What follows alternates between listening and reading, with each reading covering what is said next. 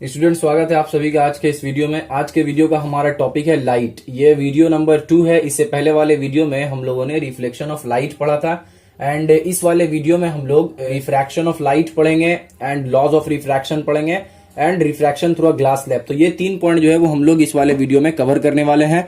तो वीडियो को पूरा एंड तक बिना स्किप किए देखिए ताकि कॉन्सेप्ट अच्छी तरीके से क्लियर हो सके। तो चलिए वीडियो को शुरू करते हैं। स्टूडेंट्स, अगर आप बंगाल बोर्ड के स्टूडेंट हैं तो मुझे उम्मीद है कि आपने इस चैनल को सब्सक्राइब कर लिया होगा। अगर फिर भी आपने चैनल को सब्सक्राइब नहीं किया है तो जरूर सब्सक्राइब कर लें ताकि मैं और भी ज़्यादा मोटिवेशन के साथ आप सभी स्टूडेंट्स की हेल्प कर सकूं। और हाँ, आप मुझे कमेंट करके बता सकते हैं कि आपको नेक्स्ट वीडियो कौन से टॉपिक पे चाहिए। तो सबसे पहले जो हम लोग को देखना है वो देखना है refraction of light. Refraction of light. तो रिफ्रैक्शन ऑफ लाइट क्या है उसको अच्छी तरीके से हम लोग समझ लेते हैं। तो देखिए, जब भी लाइट जो है वो एक मीडियम से दूसरे मीडियम में ट्रेवल करता है, मान लीजिए ये मीडियम 1 है एंड ये मीडियम 2 है, तो जब भी लाइट एक मीडियम से दूसरे मीडियम में ट्रेवल करता है तो जो उसका पाथ होता है उसके पाथ में थोड़ा सा बेंडिंग हो जाता है। ठीक है, मान लीजिए अगर लाइट रे ऐसा आ रहा था, इस तरह से आ रहा था, तो वो थोड़ा सा बेंड होकर या तो ऐसे चल जाता है और या तो फिर इस तरफ आ जाएगा। तो क्या होता है कि जब भी एक मीडियम से दूसरे मीडियम में लाइट ट्रेवल करता है तो लाइट रे में थोड़ा सा ओरिजिनल पाथ से थोड़ा सा वो लाइट रे क्या होता है, बेंड कर जाता है। और उसी बेंडिंग को क्या कहते हैं, रिफ्रैक्शन ऑफ लाइट कहते हैं। क्लियर है, उसी बेंडिंग को हम लोग रिफ्रैक्शन ऑफ लाइट कहते हैं। तो अब बेंडिंग होता क्यों है, क्वेश्चन यहां पे है कि बेंडिंग क्यों होता है। तो बेंडिंग होता है इसलिए क्योंकि लाइट का जो वेलोसिटी है वो डिफरेंट मीडियम में डिफरेंट वेलोसिटी से ट्रेवल करता है। मतलब जो वेलोसिटी है उसका स्पीड है वो डिफरेंट है, डिफरेंट स्पीड है डिफरेंट मीडियम में। ठीक है, तो जो एयर मीडियम में अगर ट्रेवल कर रहा है तो एयर मीडियम में क्या रहेगा, मान लीजिए ये एयर मीडियम था तो एयर मीडियम में इसका जो स्पीड रहेगा, वेलोसिटी रहेगा, वो बहुत ही ज्यादा हाई रहेगा। अब जैसे ये एयर मीडियम से दूसरे मीडियम में गया, मान लीजिए एयर से ये वाटर में चला गया, तो वाटर में क्या होगा, इसका स्पीड जो है वो डिक्रीज हो जाएगा। स्पीड डिक्रीज होने के कारण पहले जो है वो रेज इस तरह से जा रहा था, फुल स्पीड में यहां तक आया। जैसे ही यहां पे वाटर आया तो क्या हुआ, ऐसे जाना चाहिए था इसको, लेकिन क्या हुआ, इसका जो स्पीड है वो डिक्रीज हो गया। अब स्पीड डिक्रीज होने के कारण ये तो इस तरह से नहीं जा पाएगा। अब इस तरह से नहीं जाएगा तो थोड़ा सा यहाँ पे क्या होगा, बेंडिंग हो जाएगा और उसी बेंडिंग ऑफ लाइट को रिफ्रैक्शन ऑफ लाइट कहते हैं। तो अब हम लोग समझ गए कि रिफ्रैक्शन ऑफ लाइट किसको कहते हैं और रिफ्रैक्शन आखिरकार होता क्यों है। ये 2 पॉइंट हम लोगों को क्लियर हो गया। अब हम लोगों को समझना है कि लाइट जो रिफ्रैक्ट करेगा तो कब नॉर्मल की तरफ आएगा और कब नॉर्मल से दूर जाएगा। तो उसके लिए हम लोग यहाँ पे एक डायग्राम ड्रॉ कर लेते हैं। ये जो हमारा है ये एयर मीडियम है एंड ये जो है ये हम लोगों का ग्लास मीडियम है।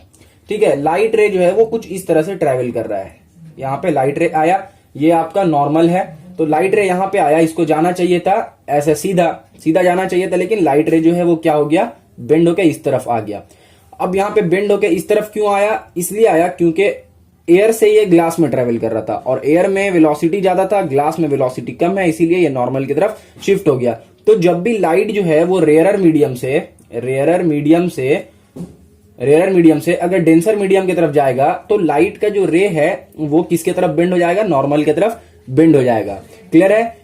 अब एक और एग्जांपल देख लेते हैं। यहाँ पे इस वाले केस में क्या हो रहा है कि पहले जो है लाइट ग्लास में ट्रेवल कर रहा था एंड उसके बाद फिर लाइट एयर में ट्रेवल किया। तो ग्लास में जब लाइट ट्रेवल कर रहा था तो कुछ इस तरह से जा रहा था। ठीक है, यहाँ पे कुछ पहुंचा, यहाँ पे पहुंचने के बाद जैसे ही ये एयर में आया तो इसको जाना चाहिए था इस तरह, क्योंकि ये इसका ओरिजिनल पाथ था, लेकिन ये बेंड होकर ऐसे हो गया क्योंकि एयर में जैसे ही आया इसका वेलोसिटी बढ़ गया एंड वेलोसिटी बढ़ने के कारण ये जो नॉर्मल है ये नॉर्मल से अवे चला गया। तो क्या हुआ कि जब भी डेंसर मीडियम से अगर रेयर मीडियम में जाएगा तो लाइट का जो रे है वो नॉर्मल से अवे चला जाएगा, और जब भी रेयर से डेंसर मीडियम में आएगा तो लाइट का जो रे है वो नॉर्मल की तरफ शिफ्ट हो जाएगा।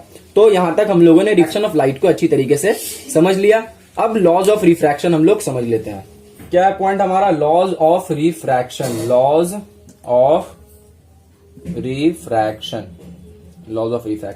तो लॉज ऑफ रिफ्रैक्शन में क्या कहता है, कि इंसिडेंट रे और जो रिफ्रैक्टेड रे है, इंसिडेंट रे ये वाला है और ये जो रिफ्रैक्टेड रे है और ये जो नॉर्मल है, ये तीनों एक पॉइंट है जो कि इंसिडेंट वाला पॉइंट है। ये तीनों जो लाइन है वो क्या करेगा, एक ही प्लेन पे लाई करेगा।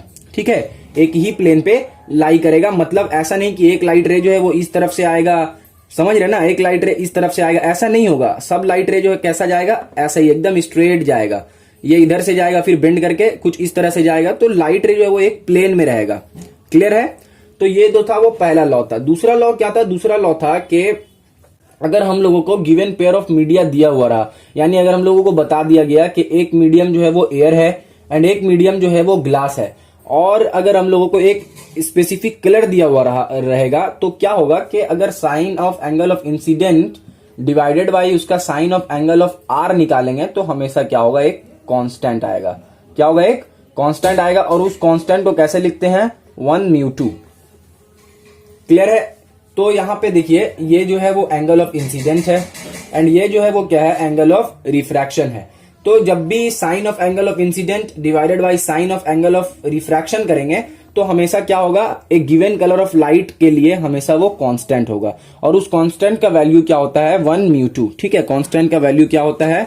म्यू होता है। और इस म्यू को क्या कहते हैं? इस म्यू को कहते हैं रिफ्रैक्टिव इंडेक्स। रिफ्रैक्टिव इंडेक्स कहते हैं इसको।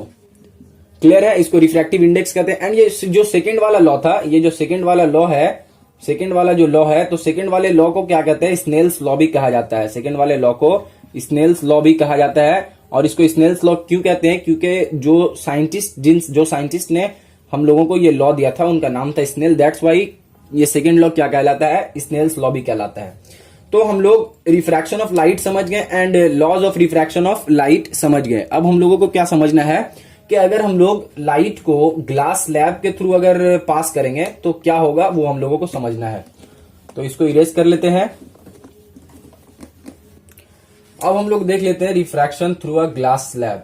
Refraction through a glass slab. तो जब भी कोई एक ग्लास स्लैब से रिफ्रैक्शन करवाएंगे तो क्या होगा, वो हम लोग देख लेते हैं। उसके लिए सबसे पहले हम लोगों को एक ग्लास स्लैब ड्रॉ करना होगा। तो सिंपली हम लोग इसको ड्रॉ कर लेते हैं। क्लियर है? ड्रॉ हो गया।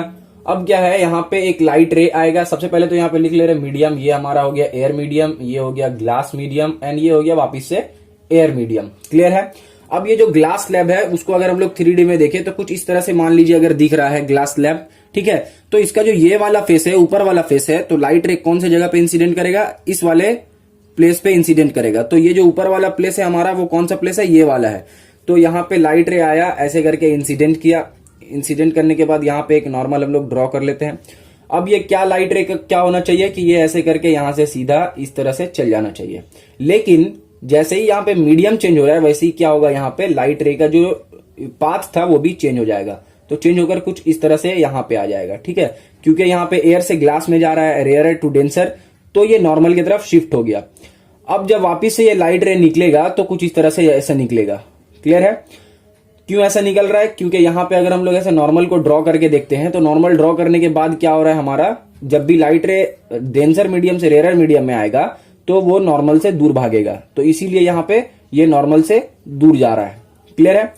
तो यहाँ पे जब हम लोग नोटिस करेंगे तो यहाँ पे एंगल ऑफ रिफ्रैक्शन जो आएगा वही यहाँ पे भी एंगल ऑफ रिफ्रैक्शन आएगा, क्योंकि यहाँ पे देख रहे हैं ये एक जेड बन रहा है और यहाँ पे जो एंगल रहेगा वही यहाँ पे भी एंगल है, क्योंकि ये लाइन एक दूसरे के पैरेलल है एंड ये वाला लाइन जो है वो ट्रांसवर्स है। तो इसीलिए ये दोनों एंगल क्या रहेगा, यहाँ पे सिमिलर रहेगा। तो होगा ऐसा कि ये जो लाइट रे आ रहा था और ये जो लाइट रे है, तो ये दोनों एक दूसरे के पैरेलल रहेगा। मतलब ये जो इंसिडेंट रे था, इंसिडेंट रे एंड ये जो इमरजेंस रे है, इमरजेंस रे, ये दोनों क्या रहेगा, एक दूसरे के पैरेलल रहेगा। लेकिन यहाँ पे इस वाला पाथ, ये वाला जो पाथ है ये ओरिजिनल पाथ था, लेकिन ये पाथ कौन से पाथ से जा रहा है, इस वाले पाथ से। तो यहाँ पे थोड़ा सा शिफ्ट हुआ है। इस शिफ्ट को क्या कहते हैं, इस शिफ्ट को कहते हैं लैटरल शिफ्ट। क्लियर है? अगर मान लीजिए यहाँ पे एंगल ऑफ इंसिडेंट आई है और यहाँ पे एंगल ऑफ इमरजेंस थीटा है, तो क्या होगा, थीटा इज इक्वल टू आई होगा। ठीक है, इसीलिए क्या होता है, ये और ये इमरजेंस रे और इंसिडेंट रे एक दूसरे के पैरेलल होता है। ओके, तो आज के वीडियो में हम लोगों ने क्या क्या देखा, refraction of light and laws of refraction of light and refraction through a glass slab. Clear है? तो ये 3 पॉइंट आज के वीडियो में हम लोगों ने अच्छी तरीके से समझ लिया है। नेक्स्ट वीडियो में हम लोग इसके आगे बढ़ेंगे। तो आज के इस वीडियो को यहीं पे खत्म करते हैं। मिलता हूं आपसे नेक्स्ट वीडियो में, तब तक अपना ख्याल रखें। Thank you.